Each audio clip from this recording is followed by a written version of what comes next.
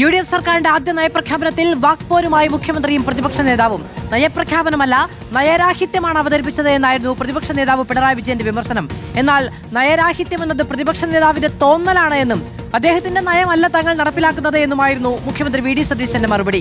കിഫ്ബി അടക്കമുള്ളവയെക്കുറിച്ചുള്ള വിമർശനങ്ങൾക്കും മുഖ്യമന്ത്രി മറുപടി നൽകി. UDF സർക്കാരിന്റെ ആദ്യ നയപ്രഖ്യാപനം അത് പൂർണ്ണമായും വായിച്ച് ഗവർണർ രാജേന്ദ്ര അർലേക്കർ. നെഹ്റുവിന്റെ ഉദ്ധരണികളിൽ തുടങ്ങുകയും അവസാനിക്കുകയും ചെയ്ത നയപ്രഖ്യാപനത്തിൽ ഒരു ഘട്ടത്തിലും കേന്ദ്ര വിമർശനം തലപൊക്കിയില്ല. ഇതോടെ കടുത്ത വിമർശനവുമായി പ്രതിപക്ഷ നേതാവ് തന്നെ രംഗത്തെത്തി.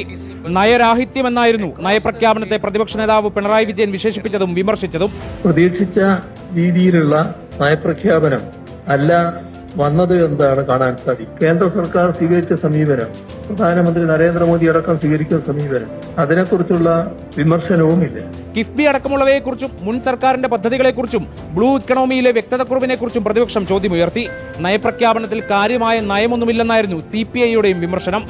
വാസ്തവത്തിൽ അതിനകത്ത് കാര്യമായ നയമൊന്നുമില്ലല്ലോ. ഇതോടെ മറുപടിയുമായി മുഖ്യമന്ത്രി വി ഡി സതീശൻ രംഗത്തെത്തി.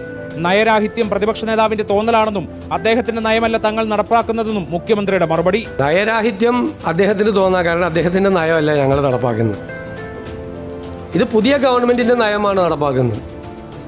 ഇത് വളരെ വ്യത്യസ്തമായ നയമാണ്. സമീപനങ്ങളിലുള്ള മാറ്റം, വളരെ കാര്യമായിട്ടുള്ള മാറ്റമുണ്ട്. കിഫ്ബിയെക്കുറിച്ച് പഠിക്കാൻ പ്രത്യേക സമിതിയെ നിയോഗിക്കുമെന്നും അതിനുശേഷം തീരുമാനമെടുക്കുമെന്നും മുഖ്യമന്ത്രി വ്യക്തമാക്കി. റിപ്പോർട്ടർ, തിരുവനന്തപുരം.